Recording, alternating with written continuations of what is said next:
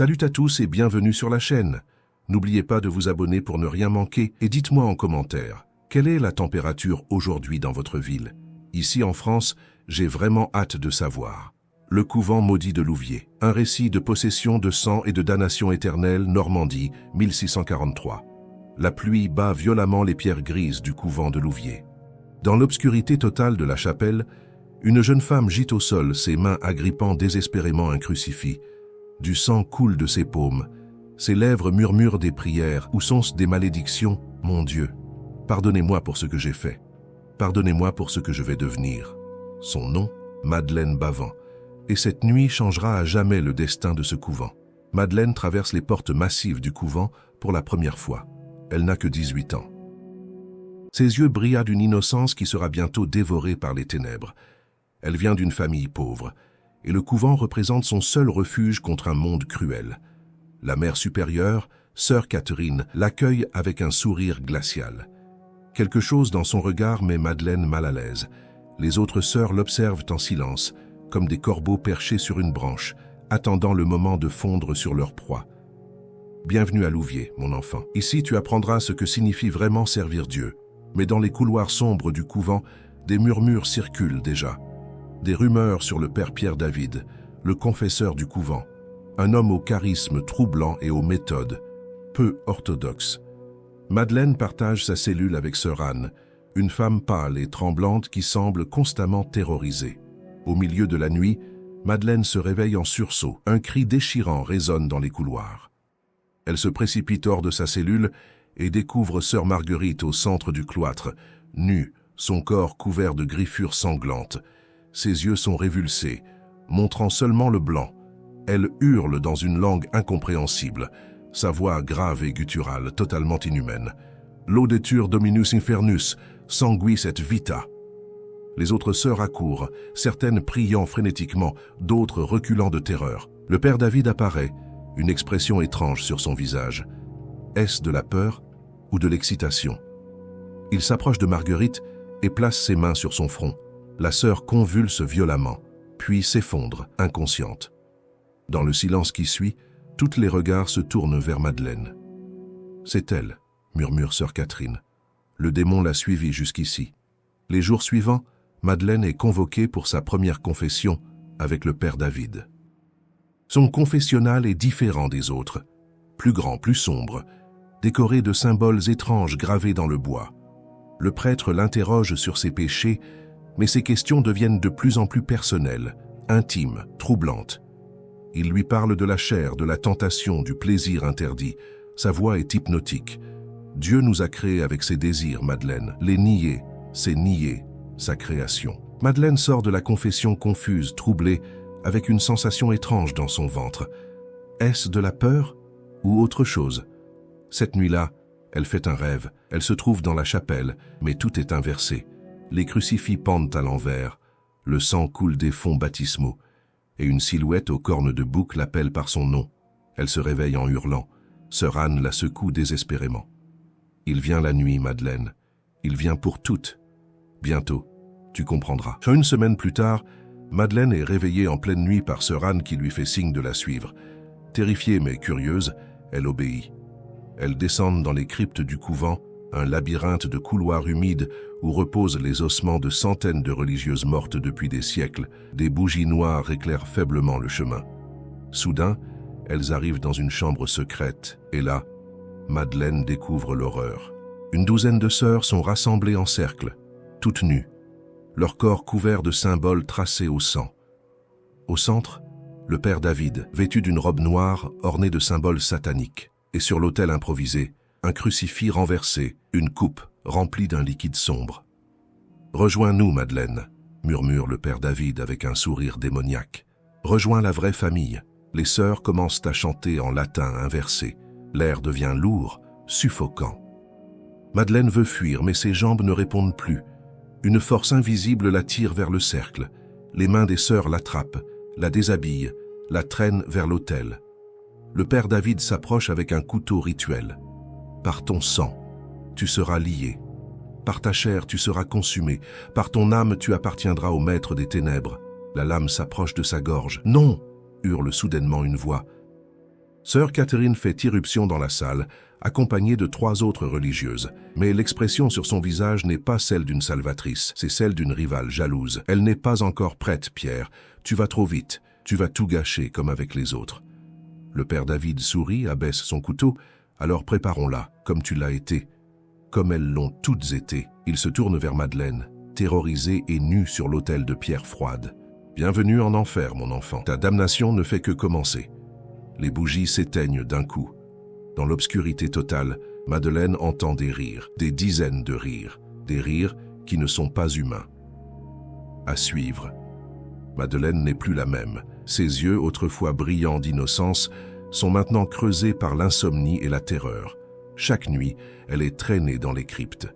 Chaque nuit, les rituels deviennent plus obscènes, plus blasphématoires. Elle a essayé de fuir. Une fois, ils l'ont rattrapée dans le jardin du couvent. Le père David l'a punie en la forçant à lécher le sol de la chapelle pendant 3 heures, pendant que les autres sœurs riaient. Il n'y a pas d'échappatoire, Madeleine. Dieu t'a abandonnée. Nous sommes ta seule famille maintenant. C'est durant une nuit de pleine lune que tout change. Madeleine est seule dans sa cellule quand elle le voit pour la première fois. Une ombre immense se matérialise dans le coin de la pièce. Des cornes de bouc torsadées émergent de l'obscurité. Des yeux rouge sang la fixent avec une intensité qui paralyse son âme. Madeleine. La voix résonne directement dans son crâne, grave, séduisante, terrifiante. Pourquoi résistes-tu encore? Tu sais que tu m'appartiens déjà. La créature s'approche. Elle sent son souffle putride, une odeur de soufre et de chair brûlée. Une main griffue caresse sa joue, et malgré sa terreur, un frisson de plaisir interdit traverse son corps. Je t'ai choisi, Madeleine. Parmi toutes les femmes de cette terre, c'est toi que je veux. Qui êtes-vous? Parvient-elle à articuler. Le rire qui suit fait trembler les murs. Tu connais mon nom, tu l'as toujours connu. Je suis celui qui fut rejeté du paradis. Je suis la lumière qui brûle dans les ténèbres. Je suis ton épouse éternelle. Lucifer. Satan, le diable en personne. Madeleine hurle, mais aucun son ne sort de sa bouche. La créature la saisit, la plaque contre le mur. Sa langue fourchue lèche son cou. Tu porteras ma marque, et tous sauront que tu es à moi. Une douleur atroce explose dans son épaule. Elle s'évanouit. Au matin, sœur Anne découvre Madeleine recroquevillée dans un coin, tremblante et couverte de sueur. Sur son épaule droite, une marque de brûlure en forme de pentagramme inversé. « Il t'a marqué », murmure Anne avec un mélange de terreur et d'envie. « Tu es sa favorite maintenant. » La nouvelle se répand comme une traînée de poudre dans le couvent. Les autres sœurs regardent Madeleine avec un mélange de peur, de jalousie et de révérence malsaine. Le père David l'examine avec une satisfaction visible. Magnifique. Le maître a fait son choix. Maintenant, nous pouvons vraiment commencer. Cette nuit-là, le rituel est différent. Plus grand, plus sombre, plus définitif. Toutes les sœurs du couvent sont présentes dans la crypte.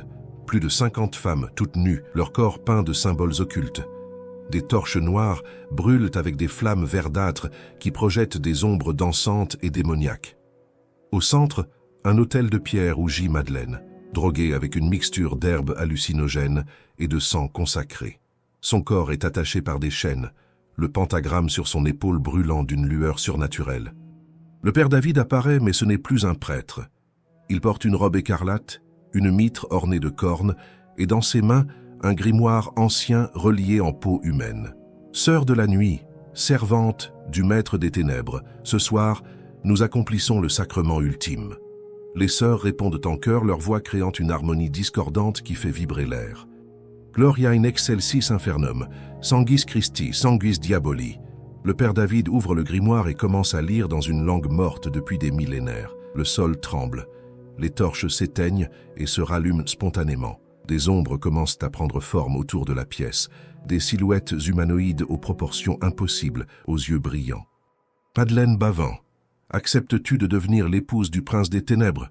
Dans son état second, Madeleine entend sa propre voix répondre, mais ce ne sont pas ces mots. J'accepte, je renonce au Christ, je crache sur la croix, je suis la servante de Satan.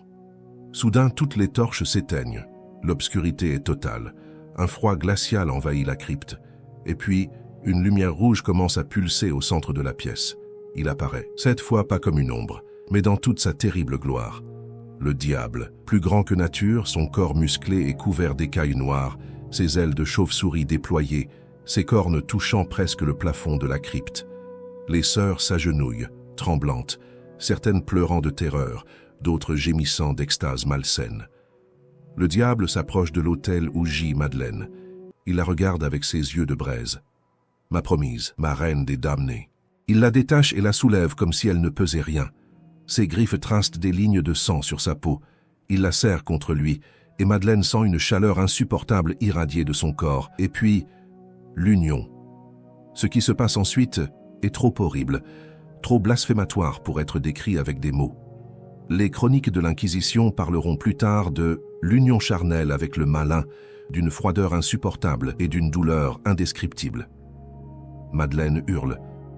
Elle hurle jusqu'à ce que sa voix se brise. Elle hurle jusqu'à ce que quelque chose en elle se brise définitivement. Quand l'aube arrive, Madeleine est retrouvée inconsciente sur le sol de la chapelle, nue, couverte de griffures et de morsures. Mais surtout, elle est enceinte. Son ventre, plat la veille, est maintenant gonflé comme si elle était enceinte de plusieurs mois. Impossible, contre nature, démoniaque. Quand elle se réveille, ses premiers mots glacent le sang de celle qui l'entoure. Il vit en moi maintenant. Nous ne faisons qu'un. Et bientôt, son enfant naîtra. Sœur Catherine recule, terrifiée. Qu'avons-nous fait? Qu'avons-nous invoqué? Le père David, lui, sourit avec une fierté monstrueuse. Nous avons ouvert les portes de l'enfer. Et maintenant, l'enfer marchera sur la terre. Mais ce que personne ne sait, c'est qu'à l'extérieur du couvent, un jeune prêtre nouvellement arrivé dans la région, le père Michel Fontaine, a entendu des rumeurs troublantes. Des villageois parlent de cris dans la nuit, de lumières étranges, de sœurs qui sortent en pleine lune et reviennent couvertes de sang. Cette nuit-là, poussé par un pressentiment divin, il décide d'enquêter. Il se faufile jusqu'au mur du couvent et regarde par une fenêtre de la crypte. Ce qu'il voit le fait tomber à genoux, vomissant de terreur, 50 femmes dansant nues autour d'un feu, une femme enceinte brandie en l'air, et une créature qui ne devrait pas exister. Le père Michel s'enfuit en courant, son esprit au bord de la folie. Il faut prévenir l'Inquisition. Il faut prévenir Rome. Le diable a conquis Louviers. Mais peut-on vraiment arrêter ce qui a déjà été mis en mouvement? À suivre, le couvent de Louviers est maintenant un enfer visible. Les possessions ne se limitent plus à quelques sœurs. Elles sont toutes infectées. Chaque nuit, les hurlements résonnent dans toute la vallée. Les villageois se barricadent chez eux, priant pour que les démons ne viennent pas les chercher. Certains jurent avoir vu des sœurs voler au-dessus des toits, d'autres parlent de sabbat dans la forêt proche, où des créatures innommables dansent avec les religieuses. Madeleine est au centre de tout. Son ventre continue de grossir à une vitesse contre nature. Parfois, on peut voir quelque chose bouger sous sa peau, des formes qui ne ressemblent pas à un fœtus humain. Elle parle maintenant avec plusieurs voix, parfois la sienne, douce et terrifiée, parfois celle du démon grave et menaçante, et parfois une troisième voix aiguë et stridente, comme celle d'un enfant mort-né. « Ils viennent », murmure-t-elle un matin, ses yeux révulsés. « Les chasseurs de Dieu. » Mais ils ne peuvent rien contre nous. Nous sommes légion. L'arrivée des inquisiteurs. Le 15 août 1643, 3 carrosses noires tirées par des chevaux aussi sombres que la nuit arrivent à Louviers. Les villageois se cachent, faisant le signe de croix. De ces carrosses descendent 6 hommes vêtus de noir, leurs visages cachés par des capuches. À leur tête, l'inquisiteur général Pierre Barré, un homme maigre aux yeux froids comme la mort. Il a exorcisé plus de 200 possédés. Il a envoyé 63 personnes au bûcher pour sorcellerie et aujourd'hui, il vient purifier Louviers. Avec lui, le père Michel Fontaine, celui qui a donné l'alerte, mais qui depuis cette nuit fatidique ne dort plus, hanté par ce qu'il a vu. L'inquisiteur frappe à la porte du couvent avec son bâton ferré. Le son résonne comme un glas funèbre. Silence. Il frappe à nouveau. Cette fois, la porte s'ouvre lentement, grinçant comme les portes de l'enfer. Sœur Catherine apparaît. Mais son apparence est choquante. Ses cheveux, autrefois soigneusement cachés sous son voile, sont maintenant sauvages et emmêlés. Ses yeux sont injectés de sang. Un sourire démoniaque déforme ses traits. Bienvenue, serviteur du faux Dieu. Entrez donc dans la maison du maître. L'inspection horrifique. Ce que les inquisiteurs découvrent à l'intérieur dépasse leur pire cauchemar. La chapelle a été profanée. Les crucifix pendent à l'envers. Les statues de saints ont été mutilées, leurs têtes arrachées, remplacées par des crânes d'animaux. Les fonds baptismaux sont remplis d'un liquide noir et visqueux qui sent le sang pourri. Sur le mur principal, peint avec ce qui semble être du sang menstruel, un pentagramme géant et des mots en latin inversés. Satanas regnat, Christus mortuus est, caro est Deus. Satan règne, le Christ est mort, la chair est Dieu. Dans les cellules, il trouva les sœurs. Certaines sont nues, se balançant d'avant en arrière, murmurant des incantations. D'autres se griffent jusqu'au sang, traçant des symboles sur leur peau. Plusieurs portent des signes de grossesse impossibles, leur ventre gonflé, alors qu'elles sont vierges, consacrées depuis des décennies. Le père Michel vomit dans un coin. Même l'inquisiteur Barré, habitué aux horreurs, pâlit. Seigneur Tout-Puissant, qu'avons-nous laissé se produire? La confrontation avec Madeleine. Il trouve Madeleine dans la crypte, assise sur l'autel de pierre, caressant son ventre difforme. Autour d'elle, une dizaine de sœurs forment un cercle protecteur, grognant comme des bêtes sauvages. L'inquisiteur Barré s'avance, brandissant son crucifix. « Au nom du Père, du Fils et du Saint-Esprit, je t'ordonne, démon, de quitter cette âme. » Madeleine éclate de rire, mais ce rire, ce n'est pas le sien. C'est un rire multiple, comme si des dizaines de voix riaient à travers elle. Pauvre petit prêtre, tu penses que tes mots peuvent me chasser? Je suis ici depuis le début. J'étais là avant ton Dieu. Je serai là après sa chute. Elle se lève, et tous reculent instinctivement. Son ventre pulse, quelque chose bougeant violemment à l'intérieur. Tu veux voir mon œuvre? Tu veux voir la naissance d'un nouveau monde? Elle déchire sa robe, révélant son ventre. Et là, sous la peau tendue, des formes se dessinent, des mains griffues, un visage déformé, des cornes. Le père Michel hurle et s'évanouit. Un des inquisiteurs se signe frénétiquement. Mais Barré ne recule pas. Il s'approche, aspergeant Madeleine d'eau bénite. « Exi de ea immunde spiritus » Madeleine hurle. Sa peau fume là où l'eau bénite l'a touchée. Elle s'effondre, convulsant violemment. Les autres sœurs se jettent sur les inquisiteurs, griffant, mordant, hurlant comme des possédés. Le chaos éclate. Il faut 6 hommes pour attacher Madeleine sur une chaise spéciale, sculptée de symboles sacrés et clouée avec des clous bénis. Ses poignets et chevilles sont liés avec des cordes trempées dans l'eau bénite. L'inquisiteur Barré ouvre son rituel d'exorcisme, un livre ancien aux pages jaunies par les siècles. Ô Dieu, créateur et défenseur du genre humain, regarde cette servante que tu as formée à ton image. Madeleine ricane. Servante, je suis une reine, reine des ténèbres, épouse du premier des anges. Sa voix change, devient de plus en plus grave, inhumaine. Je suis Asmodée, prince de la luxure. Son corps se tord dans des angles impossibles. Je suis Belzébuth, seigneur des mouches. Du sang commence à couler de ses yeux. Je suis Lucifer, porteur de lumière, premier des damnés.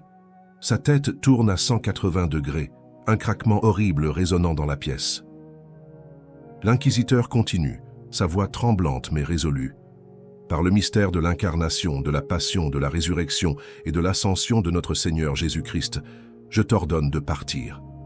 Madeleine hurle, un son si aigu que les fenêtres de la crypte explosent.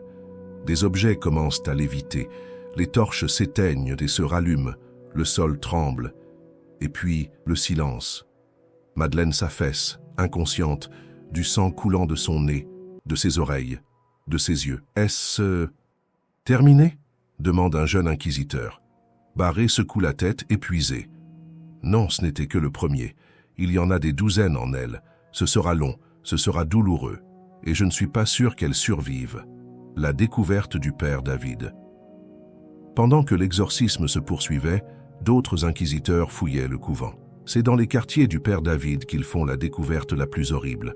Une chambre secrète, cachée derrière une bibliothèque. À l'intérieur, des grimoires de magie noire, des ossements humains disposés en cercle rituel, des bocaux contenant des fœtus conservés, certains humains, d'autres, autre chose, des parchemins couverts de pactes signés avec du sang, et sur le mur, un portrait du père David, mais peint il y a plus de 100 ans, avec exactement la même apparence.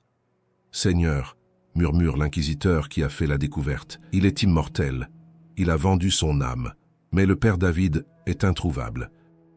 Il a disparu, comme s'il n'avait jamais existé. Cette nuit-là, alors que les inquisiteurs dorment épuisés, surveillant les sœurs emprisonnées, quelque chose se produit.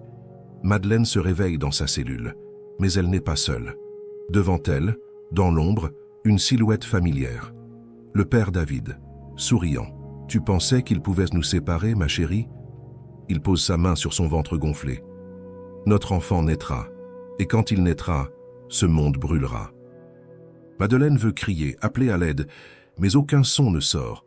Le père David se penche et l'embrasse, un baiser froid comme la mort. « Dors maintenant. Demain, la vraie douleur commence. Demain, l'Inquisition comprendra qu'on ne peut pas gagner contre les ténèbres. » Il disparaît comme une fumée. Madeleine touche ses lèvres, elle brûle. Et sur le mur de sa cellule, apparut comme par magie, un message tracé avec son propre sang. « L'enfant viendra à la prochaine lune noire. L'enfer marchera sur terre. » Dans 3 jours. À suivre. Le tribunal de l'Inquisition. L'aube se lève sur Louviers, mais aucune lumière ne semble pouvoir percer les ténèbres qui ont envahi le couvent. L'inquisiteur Barré n'a pas dormi. Il sait que le temps presse. Dans la grande salle du chapitre, transformée en tribunal inquisitorial, toutes les sœurs sont rassemblées, enchaînées, gardées par des hommes d'armes armés de crosses et d'eau bénite. Certaines prient. D'autres rient doucement, un rire dément qui glace le sang. Au centre, sur une estrade, Madeleine Bavant. Son ventre continue de grossir. Maintenant, elle a l'air d'être enceinte de 9 mois. Mais cela ne fait que 2 mois depuis sa transformation. L'inquisiteur Barré la fixe de ses yeux perçants. « Madeleine Bavant, tu es accusée de fornication avec le diable, participation à des sabbats démoniaques, profanation de sacrements et sorcellerie.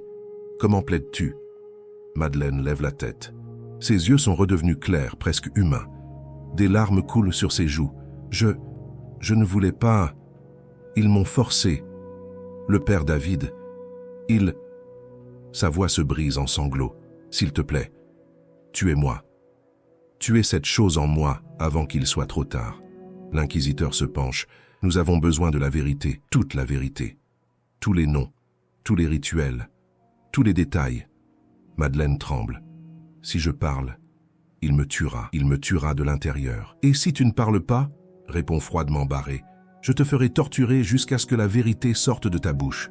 Le choix t'appartient. » La première confession. Madeleine ferme les yeux. Elle sait qu'il n'y a pas d'échappatoire. Lentement, avec une voix brisée, elle commence à raconter. Elle parle des rituels nocturnes dans les cryptes, des messes noires où le père David consacrait des hosties avec du sang menstruel. Des orgies blasphématoires où les sœurs forniquaient entre elles pendant que le prêtre invoquait des démons. Elle décrit comment le père David les droguait avec des herbes étranges, comment il les initiait une par une, brisant leur volonté jusqu'à ce qu'elles deviennent ses esclaves consentantes. Elle nomme les sœurs impliquées. Sœur Catherine, la mère supérieure, était la grande prêtresse. Sœur Anne était celle qui préparait les potions. Sœur Marguerite était celle qui recrutait les nouvelles venues. Et le diable, murmure-t-elle, sa voix à peine audible, il venait vraiment. Ce n'était pas notre imagination, ce n'était pas les drogues, il était là. Elle lève ses yeux rougis vers l'inquisiteur. Il m'a violée, il m'a rempli de sa semence glacée, et maintenant, quelque chose grandit en moi, quelque chose qui n'est pas humain. Un silence de mort tombe sur la salle. Les instruments de torture. Mais l'Inquisition veut plus, elle veut des détails, des preuves, des confessions signées. Les autres sœurs sont interrogées une par une. Celles qui refusent de parler sont emmenées dans la salle de torture, une pièce humide au sous-sol du couvent, où des instruments terrifiants sont alignés contre les murs, le chevalet. On y attache sœur Marguerite, tirant ses membres jusqu'à ce que ses articulations craquent. Elle hurle, supplie, mais refuse d'avouer pendant 2 heures. Finalement, alors que ses bras sont sur le point de se disloquer, elle craque. « Oui, oui, nous avons forniqué avec Satan. Nous avons bu le sang des nouveau-nés. Nous avons maudit Dieu. Pitié, pitié !» Les brodequins. Sœur Anne y est soumise. Ses jambes sont placées entre des planches de bois que l'on resserre lentement avec des coins martelés. Les os de ses tibias se fissurent. Elle perd connaissance 3 fois. Chaque fois, on la réveille avec des selles pour continuer l'interrogatoire.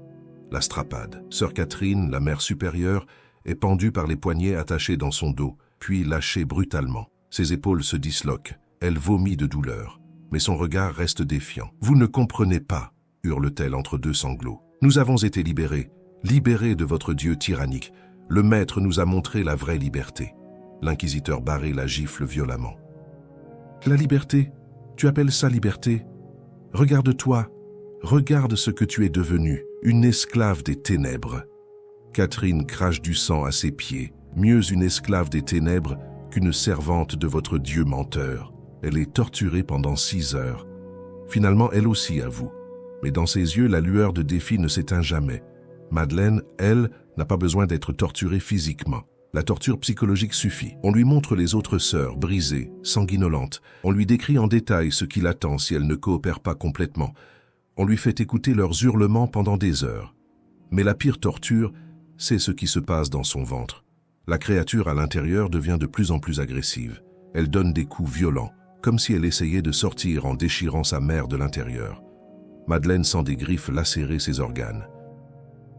Parfois, elle voit des formes bouger sous sa peau, un bras, une tête, quelque chose d'innommable. « Tuez-moi », supplie-t-elle constamment. « Ou tuez cette chose en moi, je vous en prie. » Mais l'inquisiteur refuse. « Si nous te tuons, le démon s'échappera et prendra possession d'un autre corps. Non, tu dois accoucher. Et quand la créature sortira, nous la brûlerons vivante. C'est le seul moyen de la détruire définitivement. » Madeleine hurle d'horreur. « Vous me condamnez à l'enfer, à un enfer pire que celui que j'ai déjà vécu.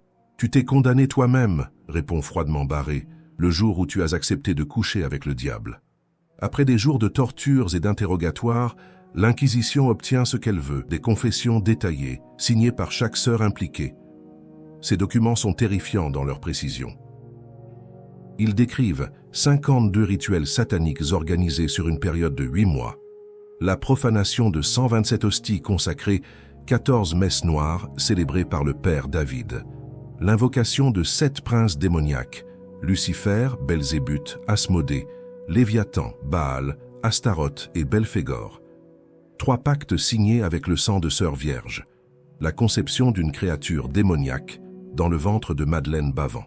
Les confessions mentionnent aussi des détails obscènes que les chroniqueurs de l'époque n'osent pas écrire en sans-descendici. Entiers se contentant de phrases comme « des actes contre nature trop horribles pour être décrits ». Pendant les interrogatoires, sœur Anne, délirante de douleur et de culpabilité, lâche une information capitale. Les bébés, ils sont enterrés dans le jardin secret. L'inquisiteur Barré envoie immédiatement des hommes fouiller. Dans le jardin clos derrière le couvent, sous un vieux chêne tordu, ils creusent. Ce qu'ils trouvent glace le sang dans leurs veines. 7 petits corps, des nouveau-nés. Certains semblent humains, d'autres présentent des difformités impossibles. L'un a trop de doigts, un autre a des yeux noirs sans pupilles, un troisième a des excroissances osseuses qui ressemblent à des cornes naissantes. « Seigneur Tout-Puissant », murmure le père Michel, s'agenouillant et vomissant. Qu'ont-elles fait? Qu'ont-elles engendré?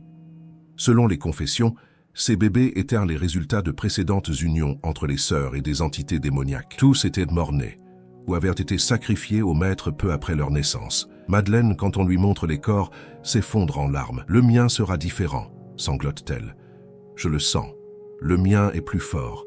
Le mien va survivre. Et si ça arrive, que Dieu nous aide tous. » L'inquisiteur Barré décide de tenter un exorcisme collectif. Les 12 sœurs les plus possédées, incluant Madeleine, sont attachées dans la chapelle profanée, maintenant purifiée avec des litres d'eau bénite. 7 prêtres exorcistes participent au rituel.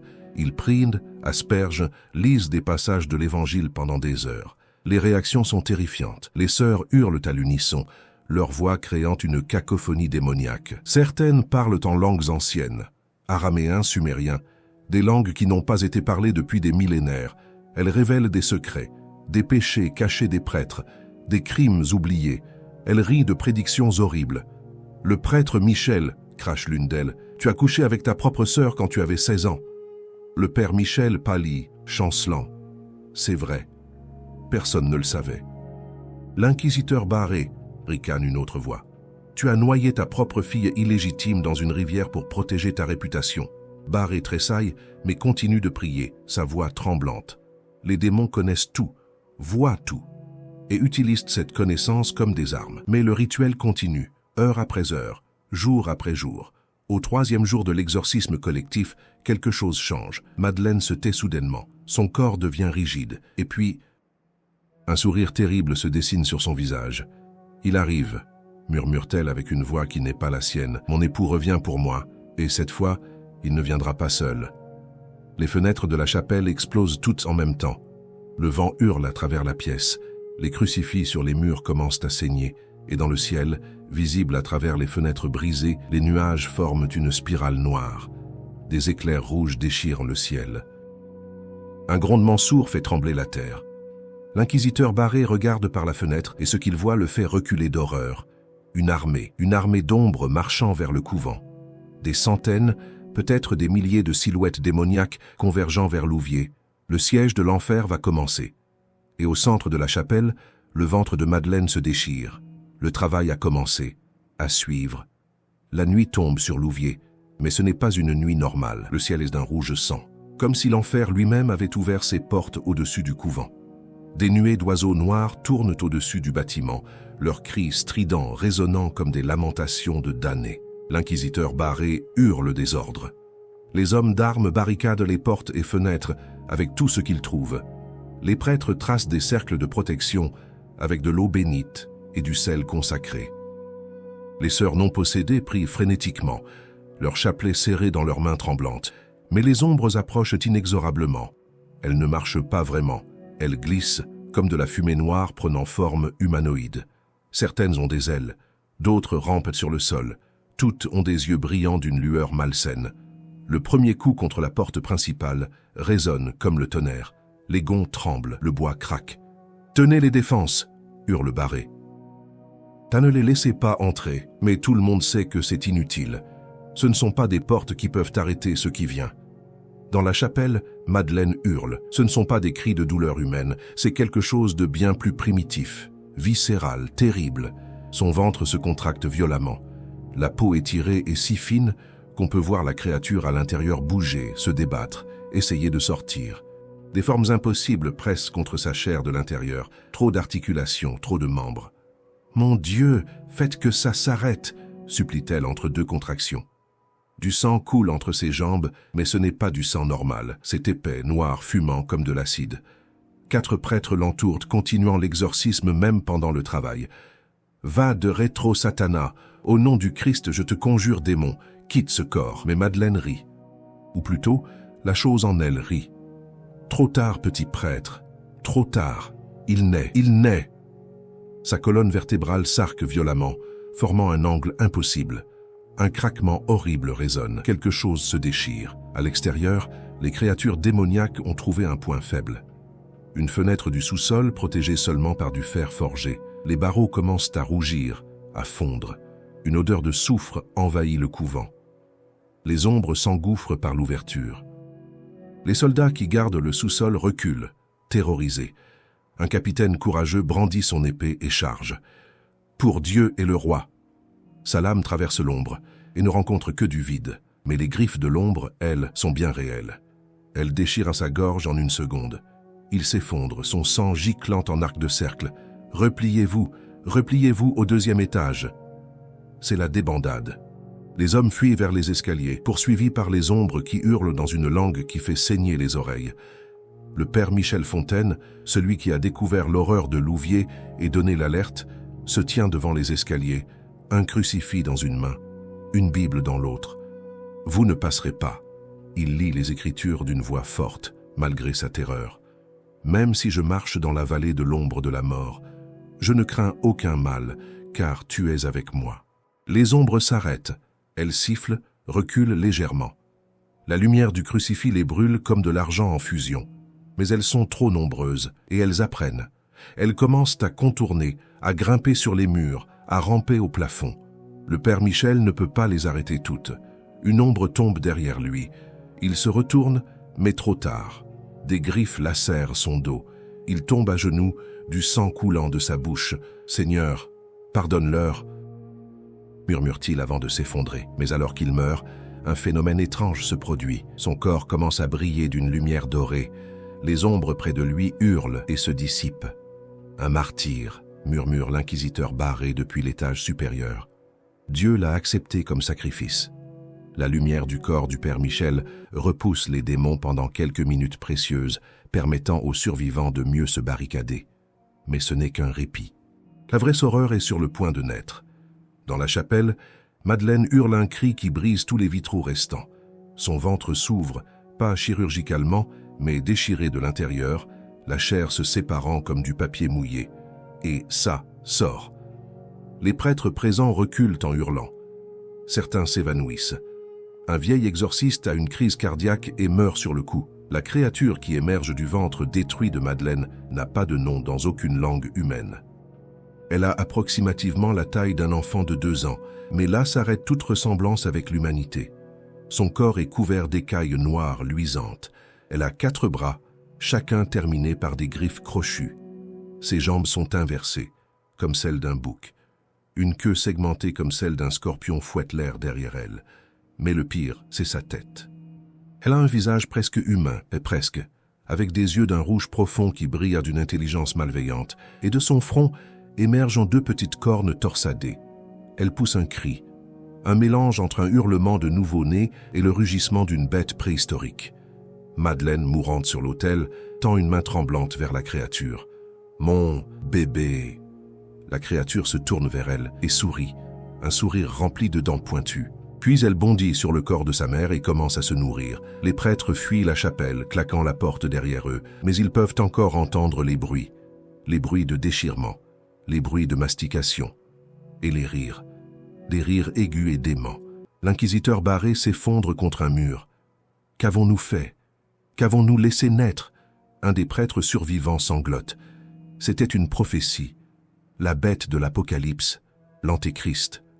Barré le gifle. Ressaisis-toi, ce n'est pas l'Antéchrist, c'est quelque chose d'autre, un démon incarné. Mais il peut être détruit, il doit être détruit. Il se lève, rassemblant son courage. Préparez le feu, rassemblez tout le bois, toute l'huile que vous pouvez trouver. Nous allons brûler ce bâtiment au sol avec cette abomination à l'intérieur. Mais soudain, toutes les attaques cessent, les ombres se retirent. Un silence irréel tombe sur le couvent.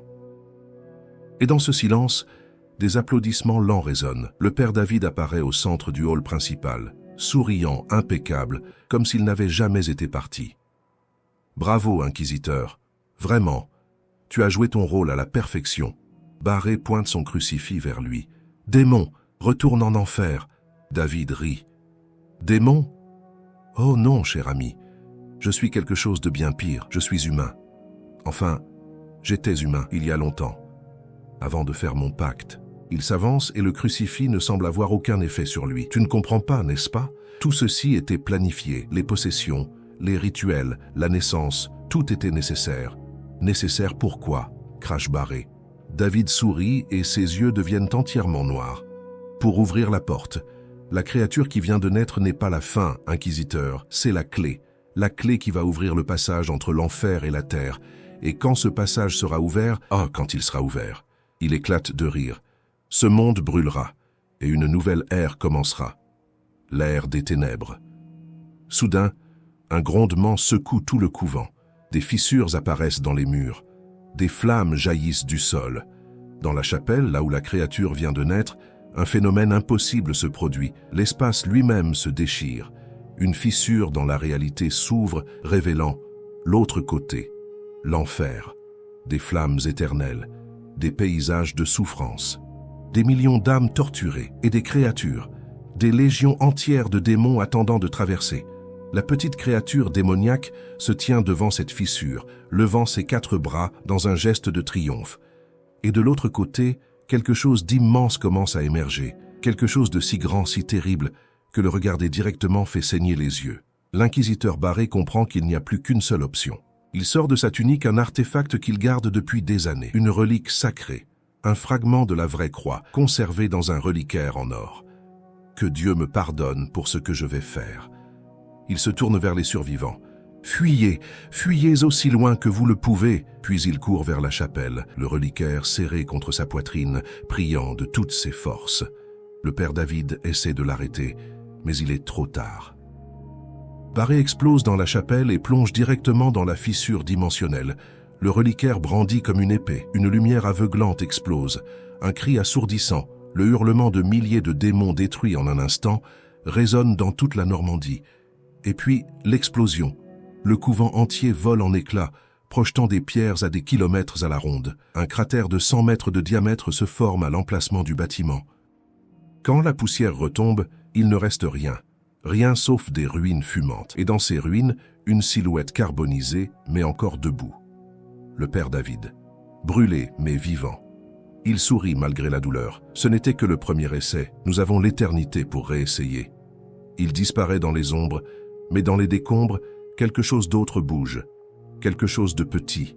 Quelque chose qui a survécu. La créature. Blessée, mais vivante. Elle rampe dans l'obscurité et disparaît dans la forêt. L'aube se lève sur ce qui fut le couvent de Louviers, ou plutôt sur ce qu'il en reste. Un cratère béant, des ruines calcinées et un silence de mort. Les villageois approchent avec précaution, terrifiés par ce qu'ils vont découvrir.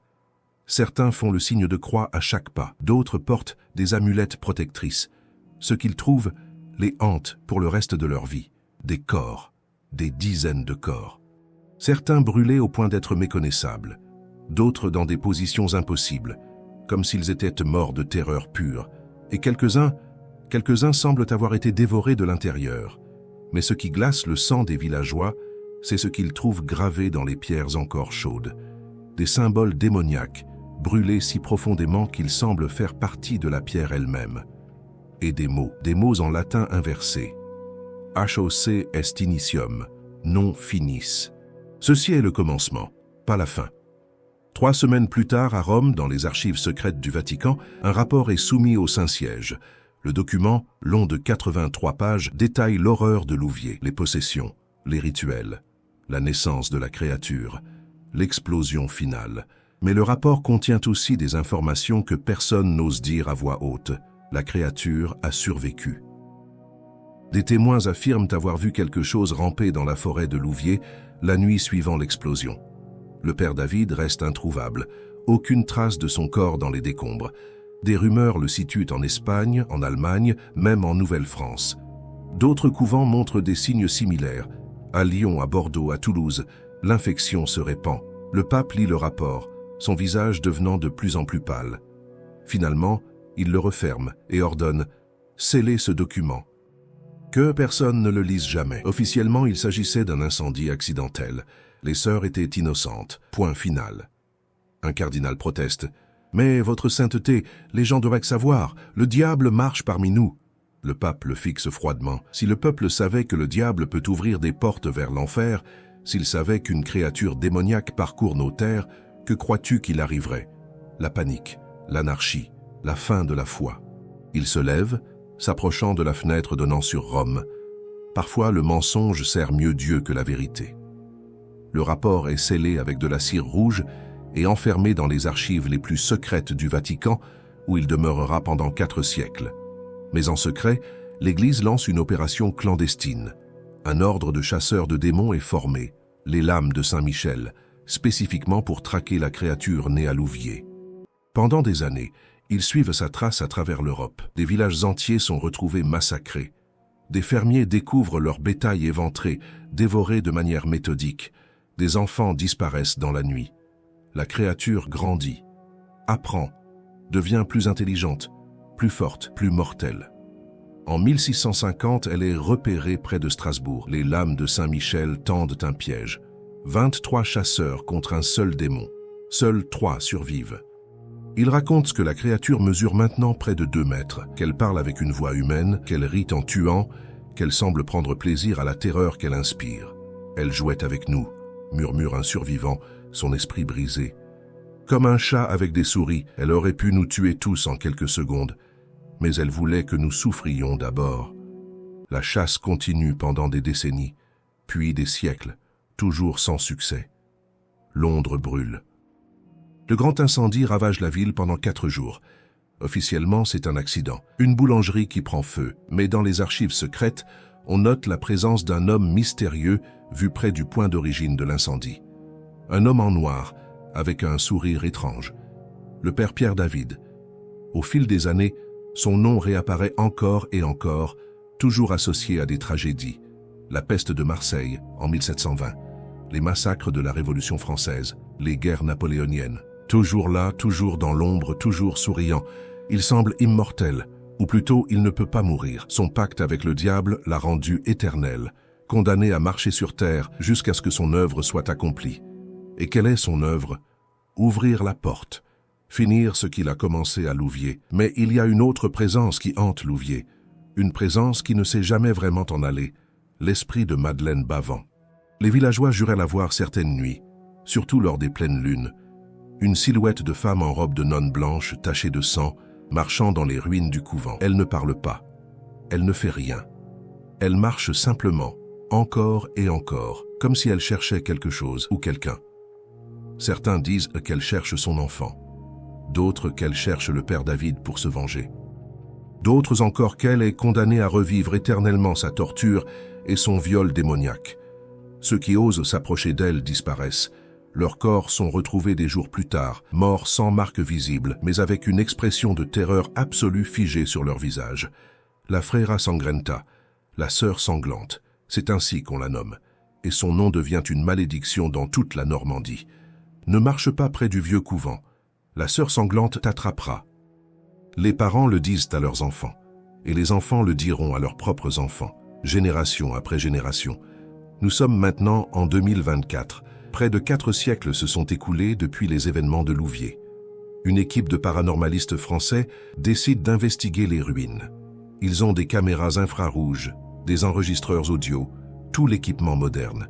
Ils arrivent un vendredi soir, en octobre. La pleine lune illumine les pierres anciennes. « C'est juste des légendes », dit le chef de l'équipe en riant, « des histoires pour faire peur aux touristes. » Ils installent leurs caméras. Ils commencent à enregistrer. Les premières heures sont normales. Quelques bruits étranges qu'ils attribuent au vent. Une ombre fugitive qu'ils pensent être un animal. Mais à minuit exactement, tout change. Les caméras captent une silhouette. Une femme en blanc. Elle apparaît au centre des ruines, immobile, regardant directement vers la caméra. « Vous... la voyez ?» murmure un membre de l'équipe, sa voix tremblante. Ils la voient tous. Ce n'est pas un trick de la lumière, c'est réel. La silhouette commence à marcher vers eux, lentement, inexorablement. L'équipe panique, ils courent vers leur voiture. Mais les moteurs ne démarrent pas, les portables ne fonctionnent pas, ils sont piégés. La silhouette s'approche, et ils peuvent maintenant voir son visage.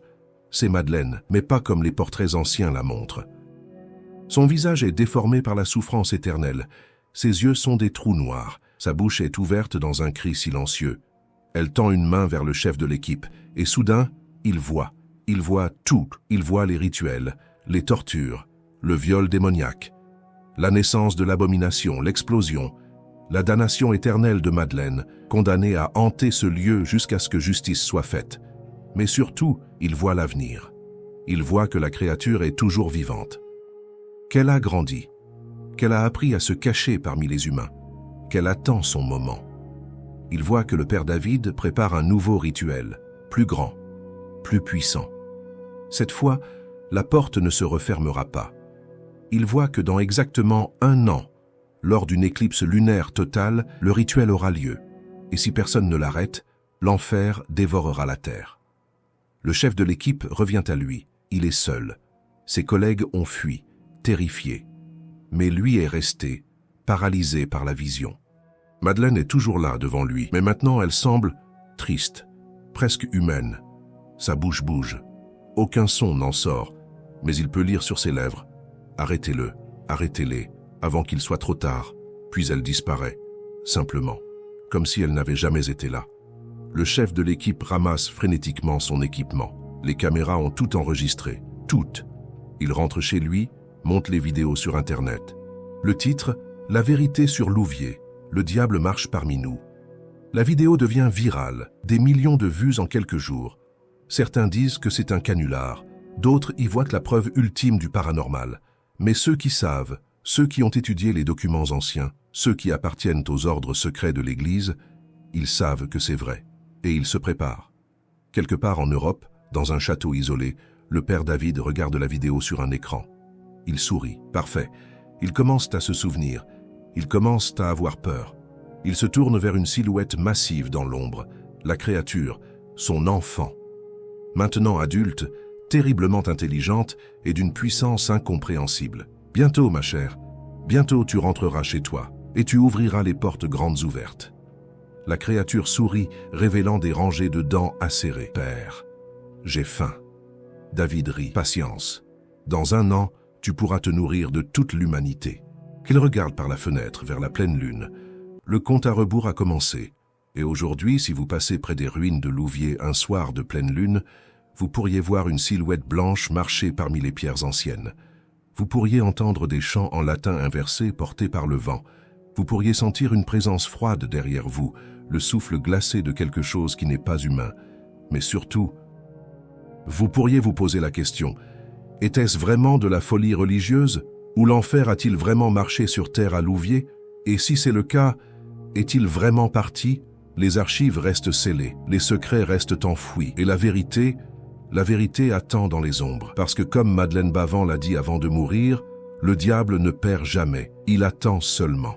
Cette histoire est basée sur des événements réels. Les possessions de Louviers ont vraiment eu lieu entre 1643 et 1647. Madeleine Bavent a vraiment existé.